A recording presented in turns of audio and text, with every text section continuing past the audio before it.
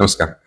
अ, आपल्याकडे जर हळदीचं पीक असेल तर हा व्हिडिओ तुमच्यासाठी. तर शेतकरी मित्रांनो, सध्या पावसाची उघडझाप चालू झालेली आहे परत एकदा आणि हळद पिकामध्ये फुगवणीचा काळ आहे आणि हीच आता आपली चढाओढ चालू आहे की इथे आपल्याला अपेक्षित उत्पादनाचा काम इथे करणं आहे. पण मग यामध्ये शत्रुबुरशींचा प्रादुर्भाव जास्त होत आहे. निश्चितच, कारण की एवढी जास्त प्रमाणात पाऊस झालेला आहे, एवढं मॉइश्चर आहे, ह्युमिडिटी आहे, याच्यामुळे शत्रुबुरशींचं मल्टिप्लिकेशन खूप फास्ट आपल्या जमिनीमध्ये किंवा ह्युमिडिटी जास्त झाल्यामुळे आपल्या गाभ्यात आपल्या परिसरात पिकाच्या होत असतं. मग यामध्ये रायझोम रॉट किंवा सॉफ्ट रॉट आहे की ज्याच्यामुळे आपला कंद चिघळतो.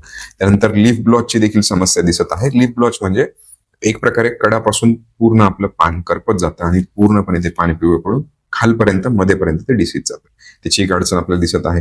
लिप स्पॉट्स काही प्रमाणात दिसत आहेत, म्हणजे लंबवर्तुळाकार बारीक स्पॉट असतो आणि नंतर मग तो वाढत जातो. याची देखील आपल्याला समस्या दिसत आहे. टॅफ्रिना लिप ब्लॉच देखील दिसतोय, म्हणजे असंख्य छोटे छोटे स्पॉट्स पानांवर येतात आणि मग ते वाढत जातात.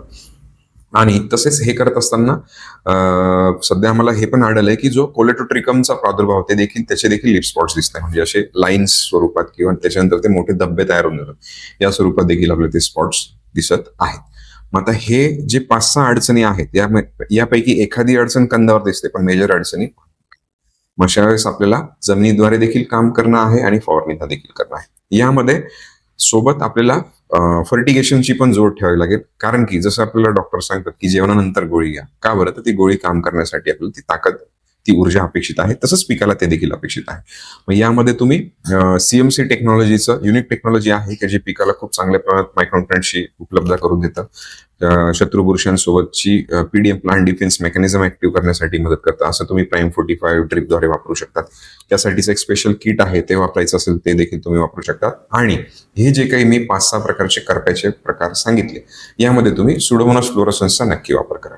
तर हा जीवाणू का बरं? तर ह्या जीवाणूमध्ये खूप 3-4 प्रकारच्या अशा सोप्या भाषेतील शक्ती आहेत की जर शत्रुबुरशी फेरस किंवा काही खाऊन जगते आहे तर त्याला देखील चिलेशन करून तो तिला खाऊ देत नाही.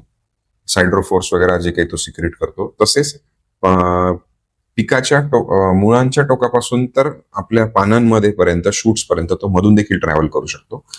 अशा प्रकारे तो खूप चांगल्या प्रमाणे आपल्याला मदत करू शकेल आणि जीवाणू असल्यामुळे तुम्ही तुमच्या रासायनिक फवारणीमध्ये एकत्र करून तो वापरू शकता. त्याला त्याची काही अडचण नाही.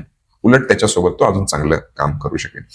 तसेच बॅसिलस सबटिलिस तुम्ही वापरू शकतात की जेणेकरून प्रजनन होऊन बुरशांचं प्रमाण जेव्हा वाढणार आहे तर त्यांच्या ज्या सेल्स असतात किंवा त्या जम्प ट्यूब असतात, त्या जम्प ट्यूब ब्रेक करण्यासाठी तो तुम्हाला मदत करू शकेल. आणि जर आपण कीटकनाशक टाकणार असाल एखादं, त्यामध्ये तुम्ही ट्रायकोडर्मा विरिडेचा वापर करू शकता. तर असे एक 2-3 जैविकचा वापर तुम्ही करा, प्राईम 45चा जमिनीतनं वापर करा आणि जमिनीतली सड, कंदकूज दूर करण्यासाठी तुम्ही रूटमित्र किटचा वापर करा. रूटमित्र किटमध्ये 4 प्रकारचे कॉम्बिनेशन्स आहेत आणि 2 प्रकारचे पोषक आहेत, म्हणजे 2 बुरशा, 2 जीवाणू आणि 2 पोषक असं कॉम्बिनेशन आहे.